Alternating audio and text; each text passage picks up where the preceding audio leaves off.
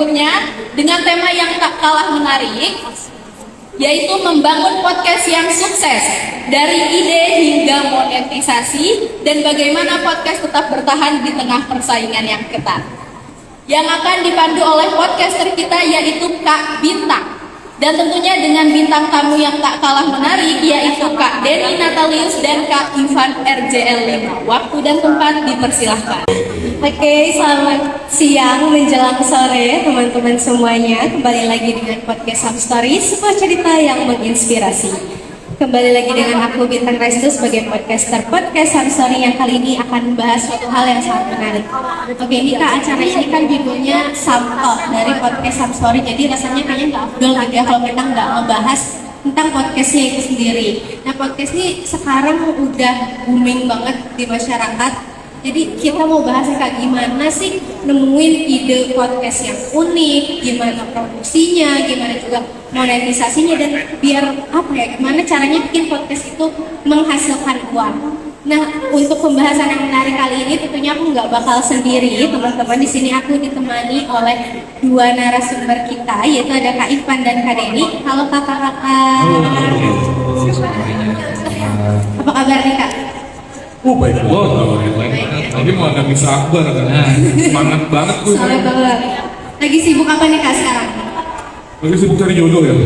Masya Allah. Masya Allah. Sibuk konten aja sih sekarang. Konten apa nih Kak? Kasih tahu dong teman-temannya Kak. Ya jadi selamat siang teman-teman DCC. Terima kasih sudah hadir di acara Samto. Bukan. Gue kira ini Indonesian Mom and Kids. Untung gue mam ya. Gue kidsnya deh. Ya, jadi gue salah satu founder dari RJ5 YouTube channel. Kalau teman-teman tahu, RJ5 YouTube channel itu sebuah channel yang membahas tentang horor, misteri, true story, sejarah dari Nusantara di Indonesia. Dukun ya, dukun. Ya, enggak klinik itu. Sorry. Manggil saya Ki Ivan. Ivan.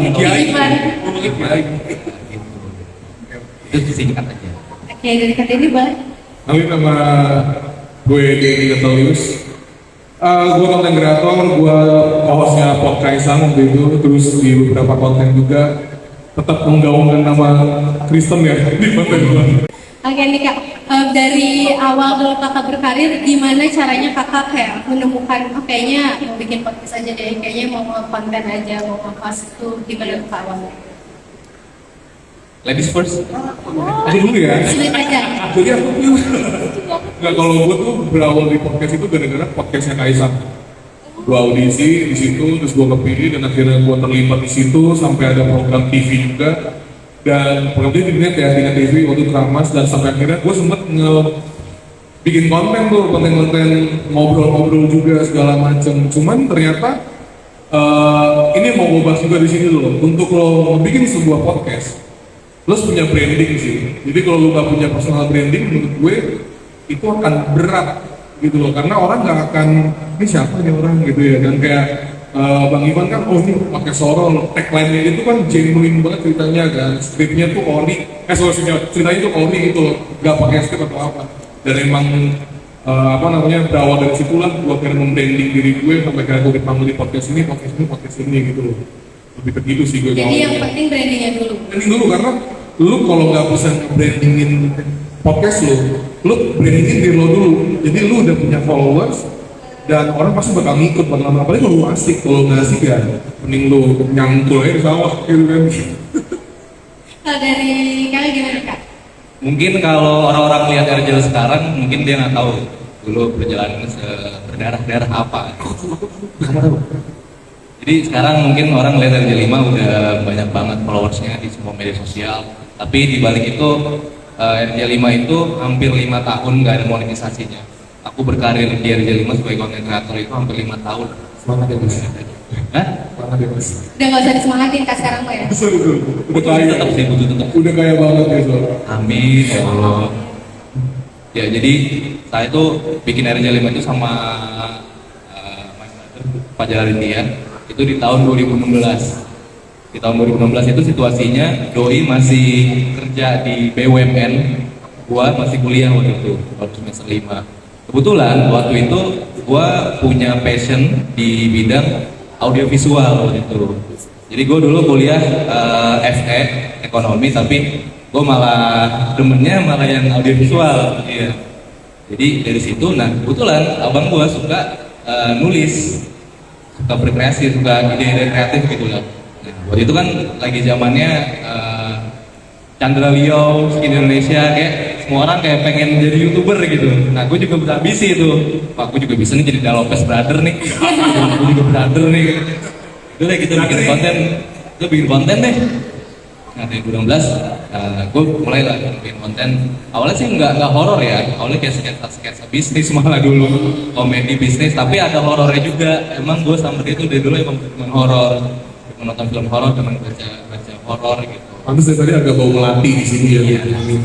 Itu kodam gue sih. Gue hati kodam gue. Terus jadi setelah 2016 sampai 2019 itu bisa dibilang benar-benar nggak ada uangnya lah, nggak ada monetisasinya lah, berdarah lah. Jadi gue tuh dapat duit dulu, bener-bener gue ikut lomba dulu. Kalau teman-teman tahu dulu sering ada lomba Go Video dari BI atau dari bank apa gitu ngadain lomba competition. Nah alhamdulillah gue suka menang tuh beberapa kali. Nah duit menangnya itu gue jadiin lah aset pelan-pelan, beli kamera, beli audio, beli gitu, beli rumah masa depan. Ayo banget. Nah, kayak gitu dari 2019 akhirnya kayak at some point ada apa ya, kebingungan lah, ini masih bisa dilanjutin apa enggak sih, karena monetisasinya belum ada hilalnya nih. 2019 berarti sudah 4 tahun tuh berjalan kan. Nah di situ gue lulus kuliah, itu abang gue masih di BUMN yang mana posisinya mau dinaikin ke posisi yang lebih tinggi gitu. Nah akhirnya gue meeting tuh berdua sama abang gue. Jadi dirut ya. Hah? Jadi dirut ya. Dirut Bingung ya. aduh. Lempar punchline aja nih bapak, saya belum siap deh. Sorry. Nah terus akhirnya itu kita ngambil keputusan, oke, kayaknya kita bisa nih nge-build ini. Jadi lu serius gue dengan skripsian, gue serius nggak kerja. Karena dulu sambil skripsi, dia sambil kerja, mati pak. Sabtu Minggu kerja, pulang kerja, bikin skrip, pulang kerja konten, wah mati nih lama-lama nih. Capek banget sih. Capek banget sih, nggak bisa nih. Kayak jadi content creator sambil gawe yang benar-benar full time gitu kan. Mending tidur ya kan. Tidur di weekend kan. Nah terus habis itu, dulu nih gue confident, nggak tau kenapa confident aja gitu. Ya gue yakin berdua udah ngeri di sini bakal jadi sesuatu gitu, RJ5. Nah, alhamdulillah habis itu gue ngeramu kira-kira niche marketnya gimana, waktu itu konten apa yang sesuai sama masyarakat. Nah, bentuklah waktu itu podcast horor awalnya. Bikin tuh namanya Om Mamat, obrolan malam Jumat. Kata orang, apaan sih nih? Orang goblok lu bilang bikin podcast gini. Nggak apa-apa, jalannya terus Om Mamat. Nggak ada horor-horor ya kan Om Mamat? Itu Om Mamat, bahas horor. Iya kan? Ya ada kisah misteri, kisah apa gitu kan. Banyak kan tau horor kayak gitu kan. Om Mamat apa kayak dagelan kan orang mikir. Nah, akhirnya di situ gue sebenarnya gue juga abis pas kuliah itu gue juga lagi nge-build jasa videografi. Dan itu udah gede, kliennya udah gede-gede juga. Jadi kayak kalau mau kerja, gue juga harus ninggalin yang ini. Jangan itu lagi growth, lagi kenceng. Jadi gue yakin situ dengan subscriber gue masih inget banget 7.000 apa 10.000 gitu. Jadi, belum ada duitnya. Abang gue resign dari BUMN bro. Gue cabut dari jasa videografi yang udah gue bikin 3 tahun lah. Orang bilang, keluarga gue bilang, gila lu ya, keluar dari yang udah jelas-jelas revenue depan mata untuk bikin YouTube suatu yang belum pasti gitu kan. Udah ya, alhamdulillah ya itu 2019 2020 benar-benar konsisten sampai sekarang udah lumayan gede. Tapi berarti kakak berdua ini emang dari awal tuh untuk apa ya? Untuk mencari uang kah atau hanya menjalankan hobi? Ya apa namanya, gue tuh waktu itu mulai konten segala macam karena emang gue suka aja konten segala macam gitu loh. Terus cuman untuk jadi konten yang sekarang, yang apa yang gue tampilkan di sosial media itu apa namanya berawal dari si podcastnya Kaisang itu. Nah ternyata ada hasilnya ya. Enak ya karena untuk lo mobil sesuatu jangan pernah mikir untungnya dulu. Betul. Karena ketika ada untung, wah itu serem Pusing. banget. Kita coba si RJ5 nih Bang Ivan India berdarah-darah 5 tahun kan. Berapa banyak orang yang bisa konsisten kayak dia, nahan nggak dapet duit, buang-buang waktu segala macam ya kan. Tapi ya itu kadang kelemahannya konten kreator baru itu adalah susah konsistensinya aja. Kayak satu meledak nih, satu video 1 juta, next video nonton cuma 300 viewers doang langsung drop, langsung sebel. Tapi kan untuk lu bisa mendapatkan uang dan fame segala macam ada proses yang berdarah-darah gitu kan. Cuman memang gue dari awal cuma hobi doang, hobi ternyata bisa menghasilkan uang, bisa bawa gue ke TV, YouTube apa segala macam gitu. Dari Gua. baru mulai diseriuskan. Iya baru seriusin, cuman emang bisnis gue yang utama kan gue bisnis konstruksi kan, itu nggak gue tinggalin karena subsidi silang.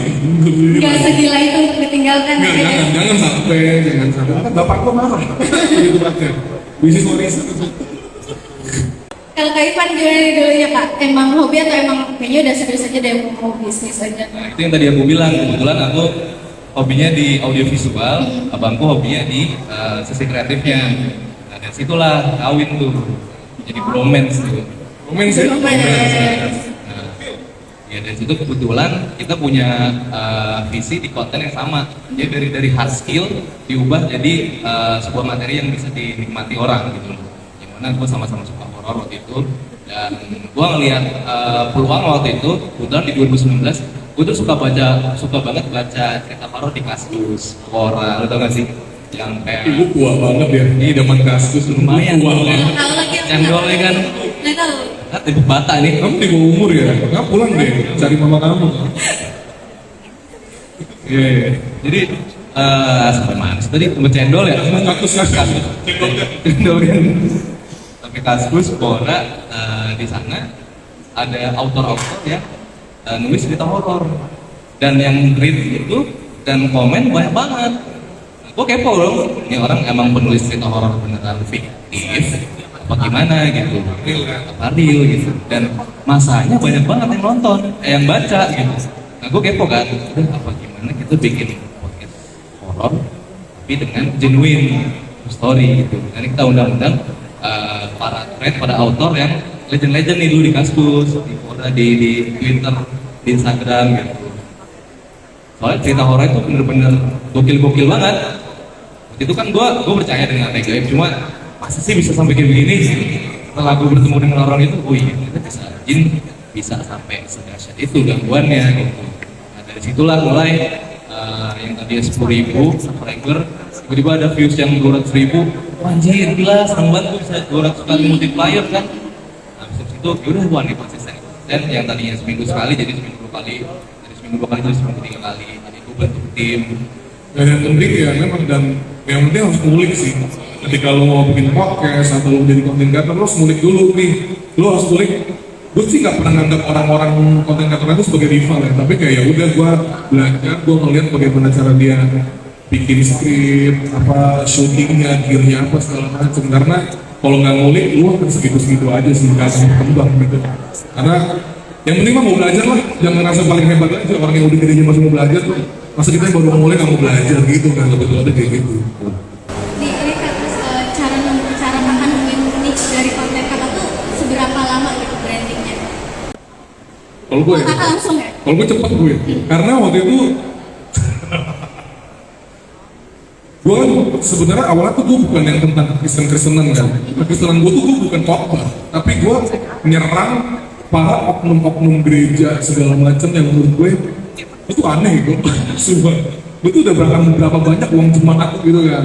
Nah karena waktu itu pemain di konten itu nggak ada, gue main di situ dan ternyata banyak yang akhirnya DM gue, bang makasih ya bang udah nggak menyuarakan ketulisan gue selama ini beribadah. Kayak untuk penasaran uang lo persembahan per bulan tuh uang tuh lewat larinya kemana ya ke foya-foya lah. Ngapain kasih orang miskin, mending beli mewah gak sih tuh mewah mungkin. Kalau gue konten kreator tuh datangnya biasanya dari fenomena sosial, dari keresahan sama penasaran. Kalau lu punya keresahan lu tidak ada yang mainkan, wah lu bisa jadi pionir itu. Iya. Cuman memang resiko dari konten yang gue lakukan itu adalah haters gue banyak. Haters gue banyak banget. Gue IG gue 5 kali hilang diserang sama haters gue kayak apa? ngedown nggak kak rasanya di head gitu? Awalnya ngedown, gue di podcast gue tuh ngedown gara-gara gue nge-brandingin gue kayak gitu, ngedown banget karena gue nyebat komen pertama gue yang headnya tuh yang head gue paling pertama gue gak bisa lupa. Pokoknya dia bilang ini co-hostnya nih konten kreatornya sampah nggak bermutu, digituin gue kayak yes, dikatain tuh sama gue.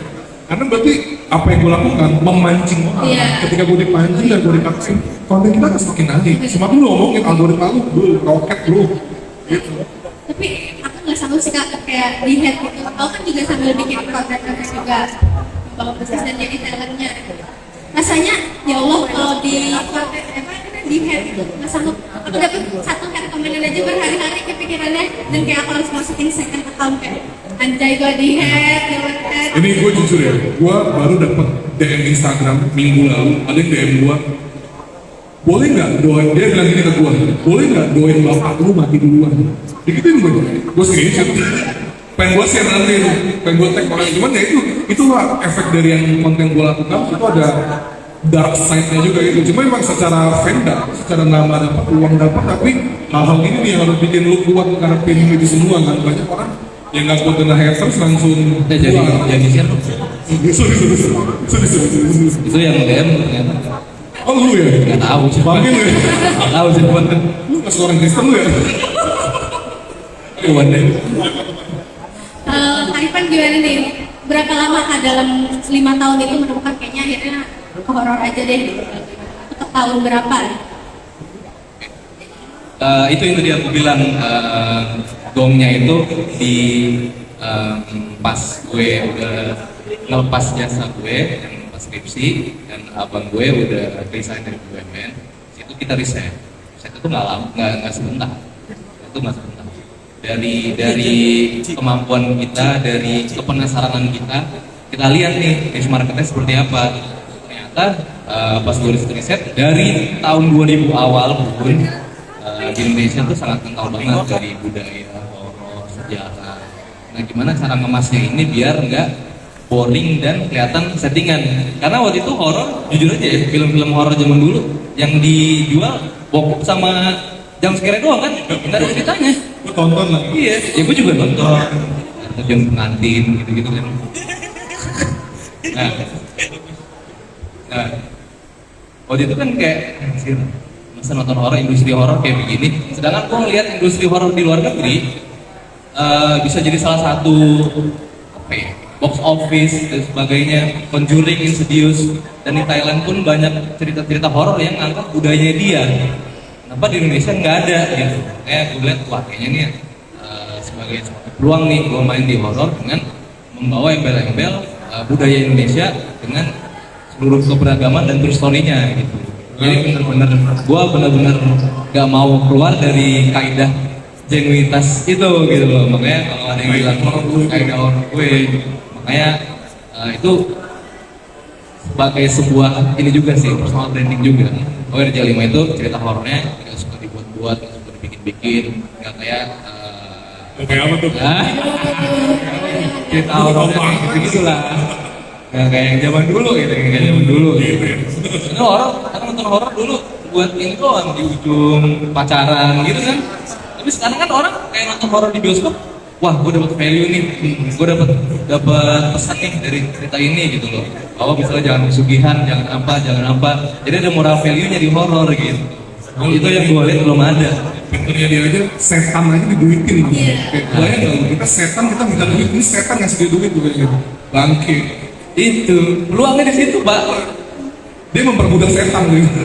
Kan kita terus bahas kayak apa ya, dalam berkembangnya itu gimana sih caranya kakak konsisten untuk tetap stay di dunia industri itu dengan penghasilan yang mungkin belum sesuai sama yang kakak harapkan, sesuai dengan yang kakak bayangkan. Gimana caranya? Kalau dari gue sih, lu tentu goals lu tuh apa?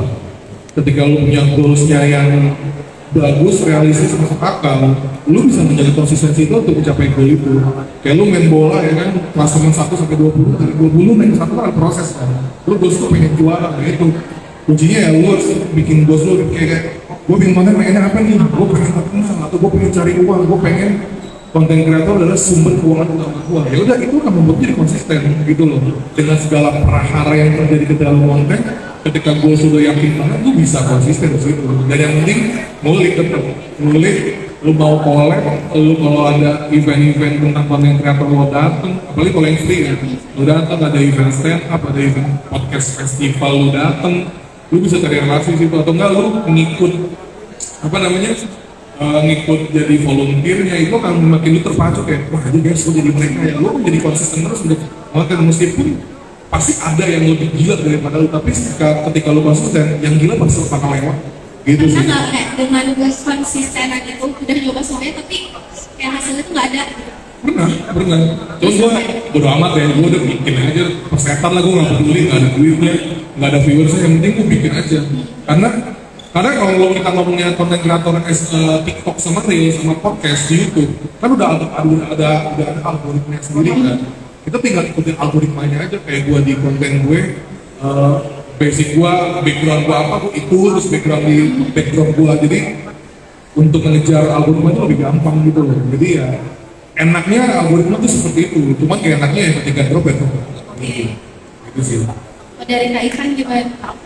Setuju sih. Ya benar kata Bang Roy, bahwa kalau lo mau bikin sesuatu itu harus punya visi yang lumayan jauh, harus punya goals yang lumayan jauh. Jadi lo mau konten ini benar buat nyari duit, apa buat ngembangin bisnis lo? Kayak lo punya bisnis makanan, gimana nih cara gue marketingnya? Ya udah gue sekalian jadi konten creator. Atau sebaliknya, gue belum punya usaha, tapi gue ada food enthusiast, apa gue punya finance enthusiast atau apa, ya gue bikin yang gue suka. Nah, dari situ baru kita leverage. Jadi nggak cuma jadi konten creator doang, karena jujur aja konten kreator pasti ada masanya bro, pasti ada masanya kan. Misalnya 4 tahun, 5 tahun, misalnya eranya udah berubah. Nah gimana caranya itu sebagai konten kreator biar konsisten terus, ya harus ada pintu-pintu lain. Jadi goals lo mau kemana? Kayak gue di horror sekarang, kan nggak mungkin kayak sampai 20 tahun ke depan, mungkin 30 tahun ke depan gue podcast horror mulu kan mungkin belum tentu ya, belum tentu bisa gitu. Itu ngedit udah mulai ngantuk. Iya mulai ngantuk, itu pocong-pocong kan belum tentu bisa terus gitu kan. Nah, jadi gimana tantangannya sebagai content creator, lo ngeliat goals yang lebih jauh. Misal lo bikin production house dari content creator itu, lo bikin sebagai penerbit, ya kayak gitu sih. Lebih goalsnya di monetisasi kemana gitu, jangan cuma jadi content creator tok. Karena content creator tok itu ada masanya nanti. Gitu. Kayak kuliah nih ada ini kalau misalkan dilihat ya mungkin udah ada konten plannernya, kalau dari kakak juga ada planningnya tiap minggu atau gimana? Gua semua gua kerjain sendiri ya, ngedit sendiri, nyari info segala macem, konten semua gua cari sendiri. Yang penting gua seminggu sekali harus ngupload aja, dan gua emang harus, makanya gua di Instagram gua tuh gua ngupload gua banyak follow akun-akun berita kan, jadi gua nggak semuanya gua jadi konten, tapi kalau ada berita kocak kayak berita aneh kayak kemarin gua ada anak di Palembang umur 10 tahun sunat batangnya ditutup, bukan kulitnya doang, itu berita cukup tolol ya maksudnya. Cuma kesialannya dia sumber angka buat gue gitu loh. Jadi gue bagus lebih dalam lagi pokoknya. Kalau gue segitu, makanya gue semua kerja sendiri, dan gue nggak mau cari berita yang terlalu biasa. Jadi kalau nggak berita tolol atau nggak berita yang ngata-ngatain pemerintah, udah gitu aja. Sama cuma saling gue gitu. Itu biasanya nyari apa kayak nunggu ada yang hits gitu kak?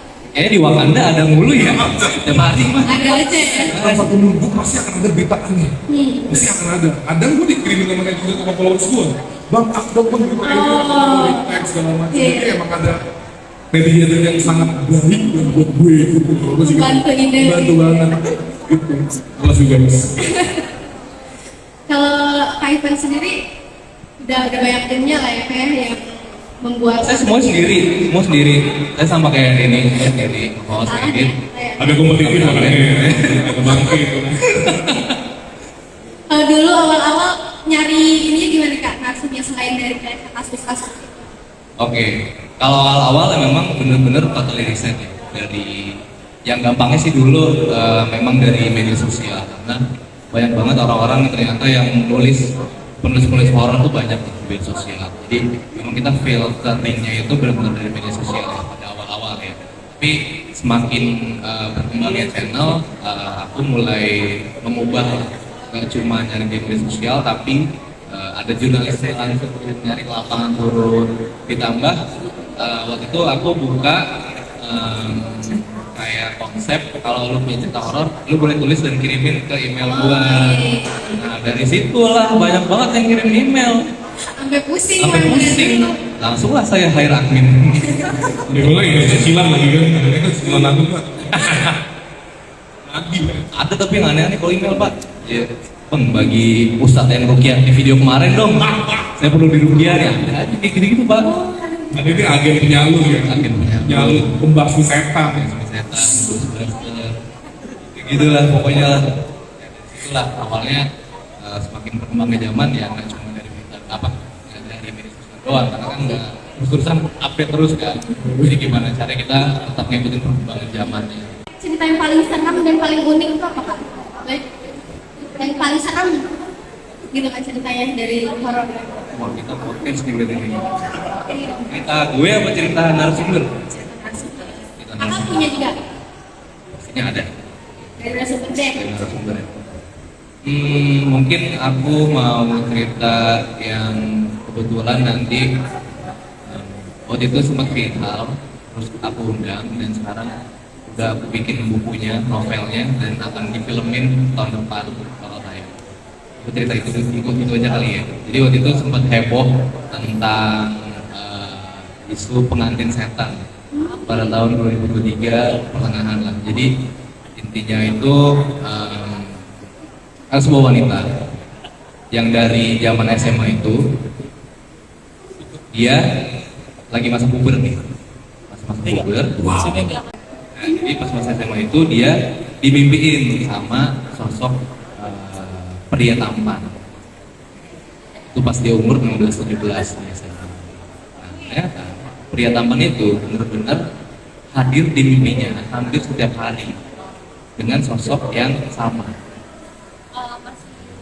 Terus setiap harinya bisa dibilang ada eskalasi hubungan yang lamanya cuma tatap-tatapan doang, lama-lama jadi pegangan tangan, lama-lama jadi sentuhan, seperti itu.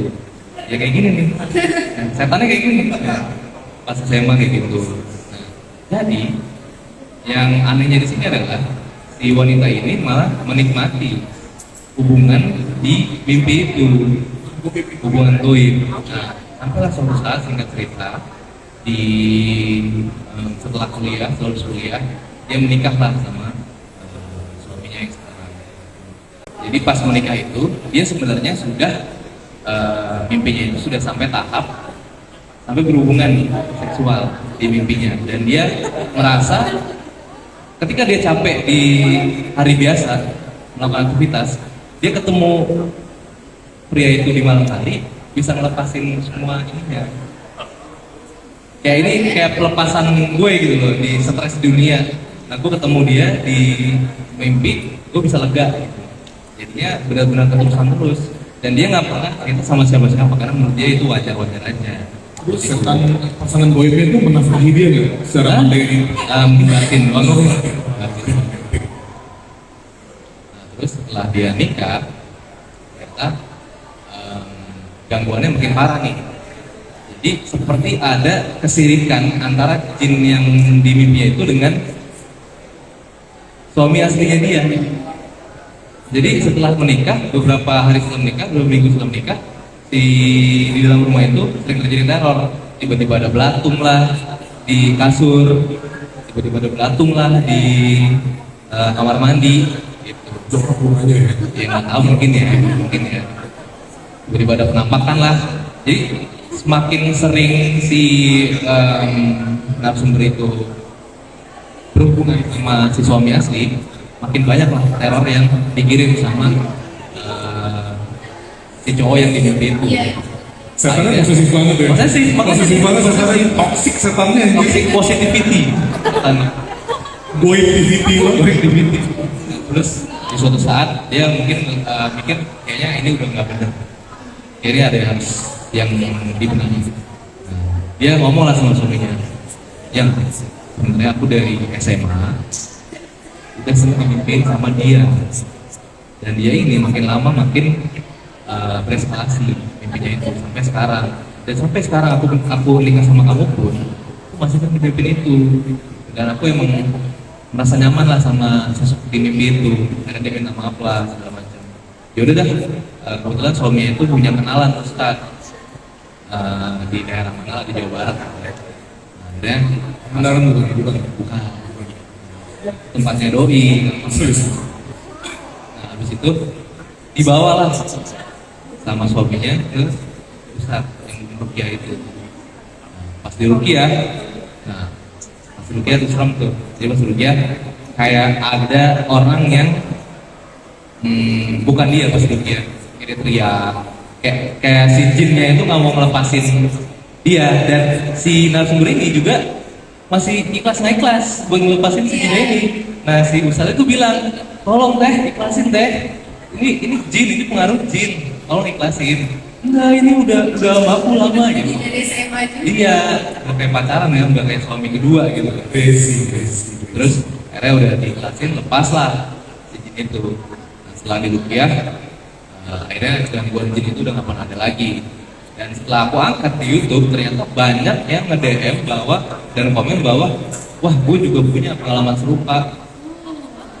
Gue dimimpin sama jin ini, gimana ya kak cara ngelepasinnya?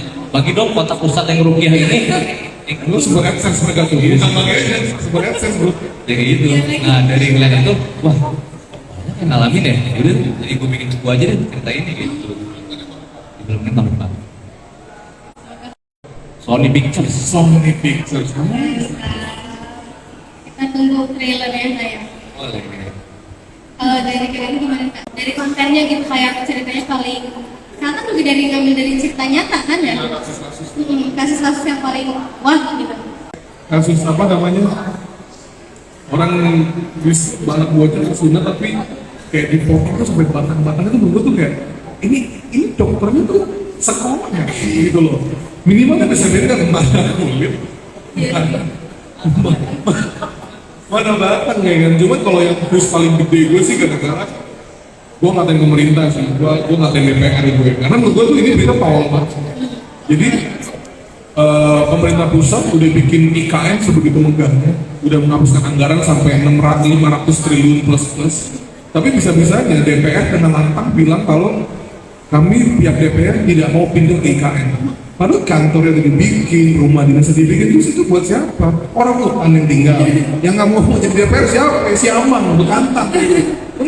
Aneh kan, sedangkan lu apa? Lu di Jakarta mau hidup enak-enak itu bisa bolos rapat, bisa ke Sofia Gunawarman, bisa party-party di situ, nggak bisa party di hutan. Itu paling freak sih menurut gua, kayak udah nggak bisa anggaran segitu banyaknya, tapi ya sama yang paling freak juga kemarin sih. Demo kemarin? Nggak sih, karena kami CS ya. Kami CS, kami tiba-tiba MK peringatan darurat itu juga menurut gue paling epic sih di 2024 ini. Jadi deh kak, kayak awal bikin konten tuh kakak pakai alat apa aja sih? Karena pasti banyak yang mau podcast, bikin terus segala macam tuh bingung alatnya gitu. Ini menarik.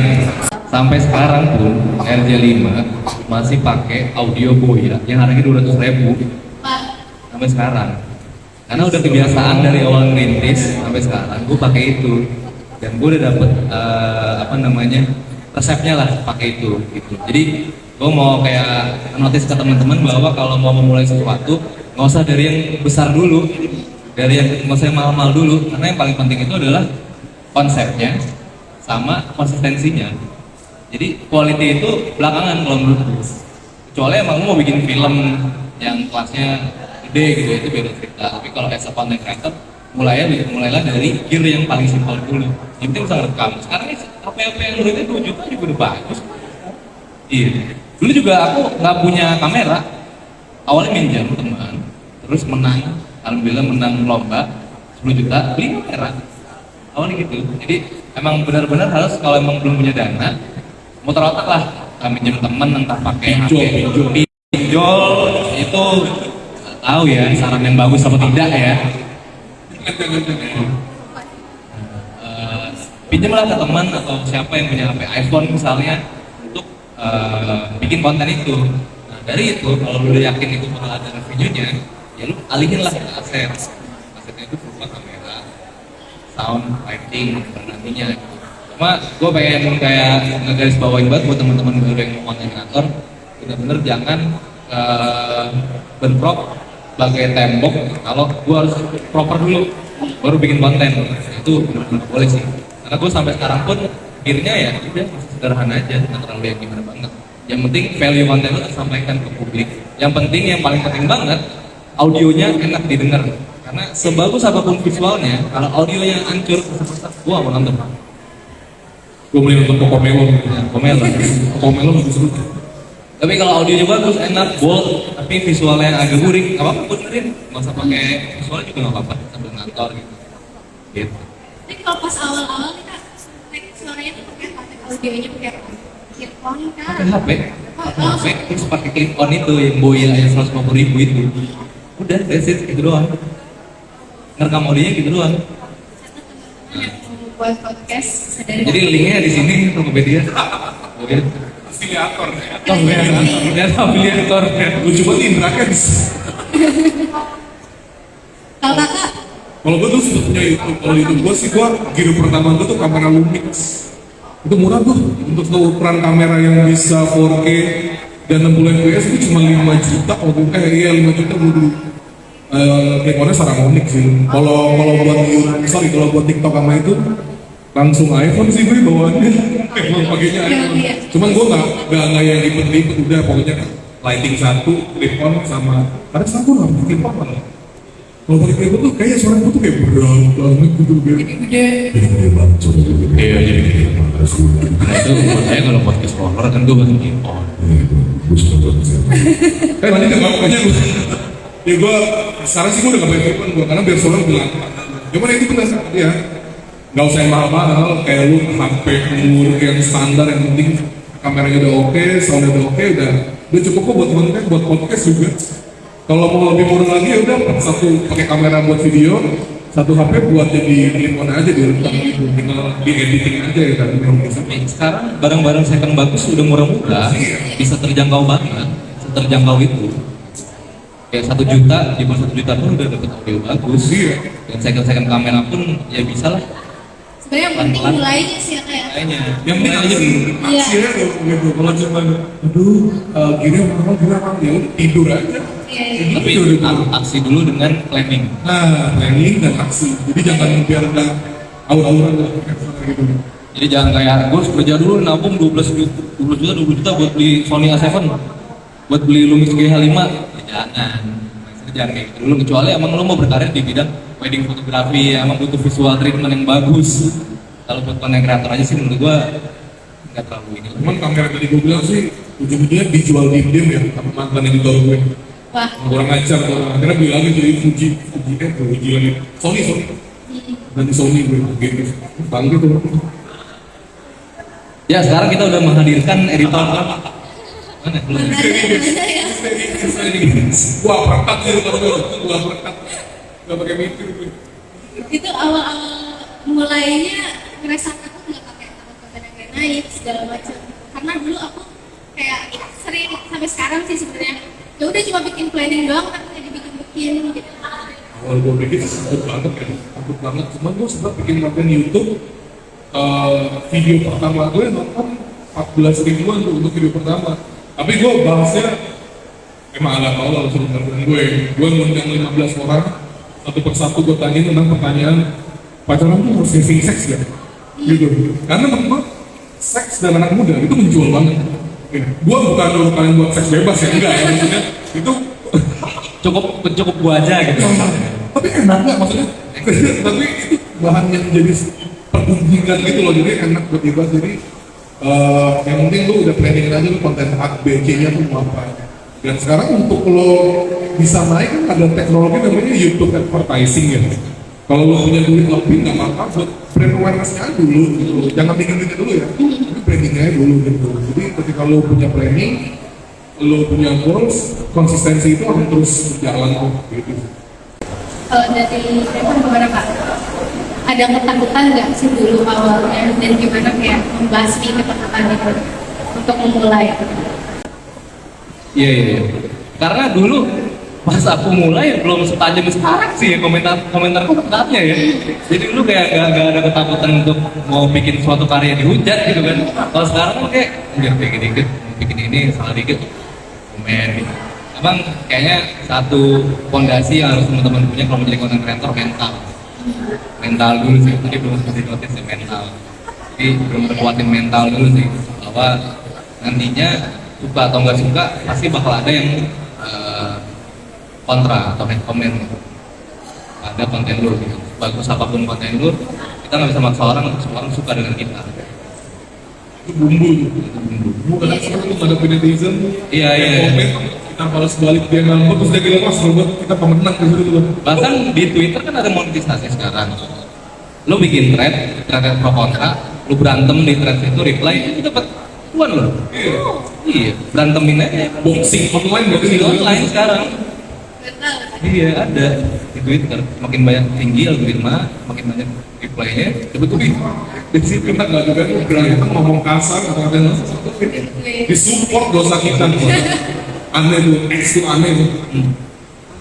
Itu aja sih paling jangan jadi batasan atau tembok bahwa gue mau bikin segala sesuatu nanti bakalan dihujat orang nggak ya?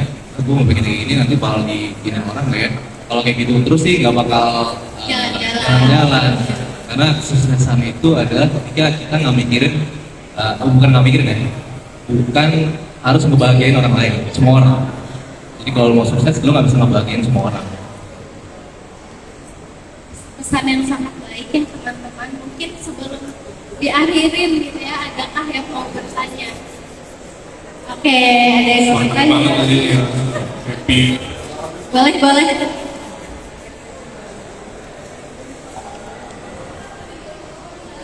Oke, terima kasih atas kesempatannya. Kenalin aku Dabi, aku dari Bogor. Dabi. Dabi. Bukan babi. Dabi. Gak salah gitu. Lucu banget sih, om suka deh. Oke, aku izin tanya ya.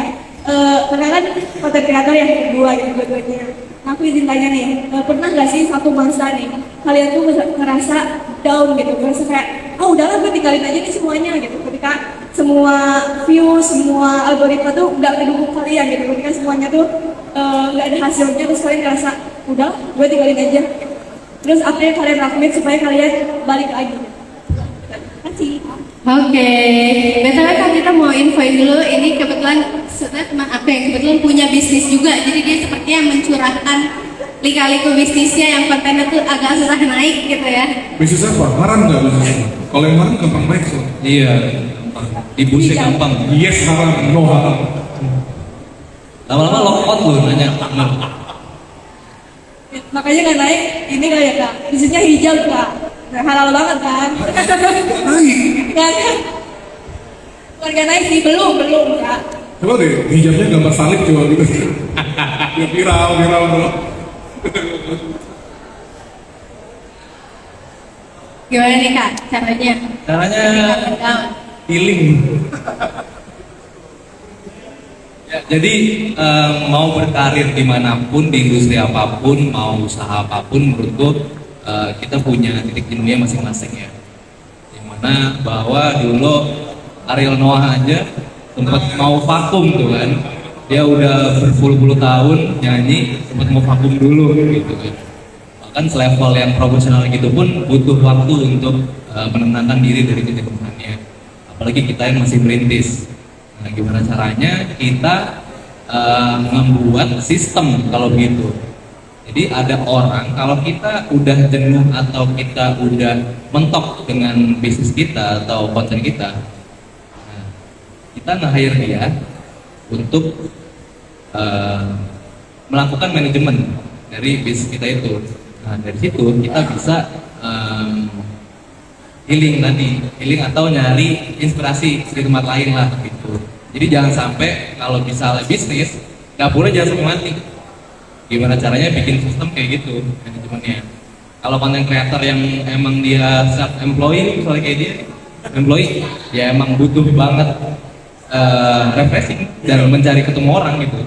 Emang kalau emang lu lagi butuh break ya udah break aja nggak apa-apa daripada lu burn out. Kalau Kalau gue sih seperti itu. Tapi kalau gue dari RJ5 sepengalaman gue karena kita bisnisnya udah lang, yang udah berjalan terus sih. Alhamdulillah sih sampai sekarang meskipun nanti gue yang burn out, nanti gue di backup sama abang gue burn out, backup sama gue. Atau dua-duanya lagi burn out, backup sama Denny gitu kan. Gitu sih, maksudnya gimana caranya kita bikin sistem nggak cuma kita doang yang jadi pilar dalam bisnis gitu. Jadi ada satu orang lagi yang backup kalau sewaktu-waktu lu kehabisan ide atau lagi burn out gitu. Tim manajemennya harus. Bisa 5 menit ada tuh, bisa 5 menit. Oke. Jawab. Kalau dari gue sih, gue pernah ngedown, itu sebenarnya bukan karena viewers. Gue kalau viewers sebenarnya gue gak pernah ngedown. Gue ngedownnya gara-gara gue dapet teror gue. Jadi ada orang datang ke tempat usaha gue, terus dia ngomong, "Wah, gue nonton konten abang. Konten abang tuh memecah belah banget ya, dia bilang memecah belah umat ya. Kontennya tuh benar-benar bikin perpecahan antara umat beragama di Indonesia," dia bilang gitu. Hati-hati mas bikin konten kayak gitu, apalagi saya tahu tempat usahanya mas sama rumahnya mas di sini. Wah, diteror gua sama ormas mana nih katanya kan. Cuman ya gitu. Gua sempat berhenti 3 bulan konten. Berhenti 3 bulan. Nah, di masa 3 bulan itu gua pakai buat ngulik. Gua belajar lagi, gua ngulik lagi, gua cari tahu lagi, gua riset lagi. Gua harus mainnya ke arah yang mana ya. Makanya muncul sekarang gua nge-up konten-konten berita-berita aneh, freak, yang dimana aman tapi bisa menghasilkan angka juga gitu loh. Makanya untuk lo yang berbisnis, tapi di Instagram sama sosial medianya jalan terus. Kontennya setiap kali ngupload, Ya, jangan. rutin kontennya. Ya, kalian deh. Apa namanya, soalnya kalau berbisnis itu memang ya gitu bener kata dia, lo harus punya manajemen yang bagus gitu loh. Lo harus riset, lo harus bikin konten karena kalau nggak tolong nggak naik coy kalau bikin konten. Maksudnya yang penting selama lu kan jualan hijab ya, yang penting selama lu nggak melanggar kaidah agama lu, bikin viral se-freak mungkin gitu loh. Tapi yang penting jangan melanggar syariat dan kaidah agama lu gitu. Karena ketika kita melihat sesuatu yang unik, kita akan mantengin terus. Contoh simpel kayak gini, kalian tuh tahu kata muslim kan? Orang bikin podcast banyak, dia bikin podcast sama orang cacat, bayangin, sama orang yang ngomong aja susah gitu. Akhirnya kita kepanggil kan, mata kita harus lanjutin. Makanya yang penting 3-4 detik pertama lu itu udah saya catchy. Dan caranya ya kulik belajar terus. Jangan pernah malu gengsi untuk belajar sama orang lain yang secara ilmu di atas lu, atau mungkin ada orang yang teman lu secara dia bukan businessman, dia bukan buyer lo, tapi dia punya ide dan saran yang bagus, dengerin aja nggak apa-apa. Yang penting mau belajar aja gitu. Sesuatu nggak ada yang bisa kalau kita nggak belajar, sudah kayak gitu. Halo Viko. Lagi itu. Makasih, oke. Keren juga lu lihat ya.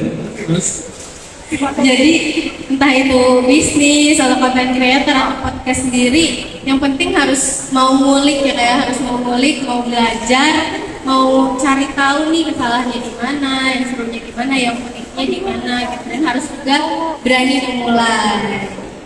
Jangan sampai break lu tadi itu karena jenuh nggak jadi apa-apa. Setelah comeback malah bablas. breaknya. Harus comeback stronger ya. Langsung aja. Mental. Iya, benar. Oke, mungkin dengan pertanyaan tadi maka berakhir juga sesi kita pada sore hari ini. Terima kasih ke Kak Ivan dan Kak Dini yang sudah mau jadi gestar kita. Sama-sama. Iya, terima kasih banyak Bapak sudah mau seru-seruan di sini. Semoga apa yang Kakak bagikan bisa bermanfaat untuk aku sendiri dan untuk teman-teman semua. Oke, untuk teman-teman yang masih mau bertanya boleh hubungin kakak-kakak kemana nih? Ke rumah gua aja langsung ngobrol, main PS bareng. Ada apa nih di rumahnya Kak? Ada yang bisa Ada dimakan? pocong di rumah gua. Ada pocong. Nah, bisa ke Instagram gue ini Natalius, Natalius. Underscore Jangan di jadi report ya. Natalius. Dan 6 kali hilang jangan nambah lagi. Gue report. Oh bangsat ya. Kalau gue Ivan HRY atau KRJ5 official mungkin paling atas. Nah, Apa orang belagu ya? Ngomong dikit tuh di terakhir. kalau ke sana nggak dibalas nggak sih Kak DM-nya? Dibalas nggak DM-nya? Di delete chatnya. Oke, itu catat ya teman-teman kalau mau bertanya, dan kalau ada teman-teman yang ingin bekerja sama atau memberikan ide konten yang menarik juga untuk podcast Some Story selanjutnya, boleh hubungi kita di Instagram podcast_somestory dan juga bisa melalui email kita podcastsomestory@gmail.com. Terima kasih buat teman-teman yang sudah hadir dan mendengarkan podcast Live Some Story bersama Kak Deni dan Kak Ivan. See you on the next Talk. Ada closing statement. Oh, mau. Apa nih tiba-tiba nembak? Guys, kemarin kita nggak bisa akbar yuk. Ibadah rame-rame. Gak apa-apa, pakai hijab juga nggak apa-apa. Aku dulu dapat insight dan motivasi buat diriku. Ada 3 kata yang berpengaruh banget sama aku sampai sekarang. 3 kata itu terdiri dari bahasa Inggris yang disingkat namanya PR. P-nya itu ada personality, bahwa sebagai lu sebagai meniti karir dimanapun, lu butuh personality yang bagus, attitude, moral, etika, semua lebih penting dari apapun. Personality satu. Kedua, PR, P-nya ada E dan PE, E-nya itu adalah education. Ketika personality lu udah bagus, ketika lu udah bagus, tapi lu nggak punya pendidikan, nggak punya education, semuanya bohong. Jadi nggak bisa disalurin. Yang terakhir adalah R, resistance, ketahanan. Sebenarnya persistence sih, cuma biar enak jadi PR, jadi resistance. Resistance, tahanan adalah jangan gampang menyerah, jangan sering ngeluh, tetap gigih atas pilihan yang udah teman-teman tempuh.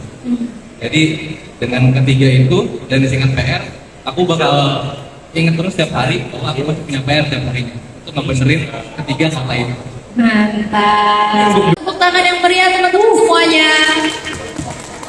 Nah, podcast sesi kedua ini seru banget atau seru aja? Nggak seru. Gak seru, seru banget atau seru aja?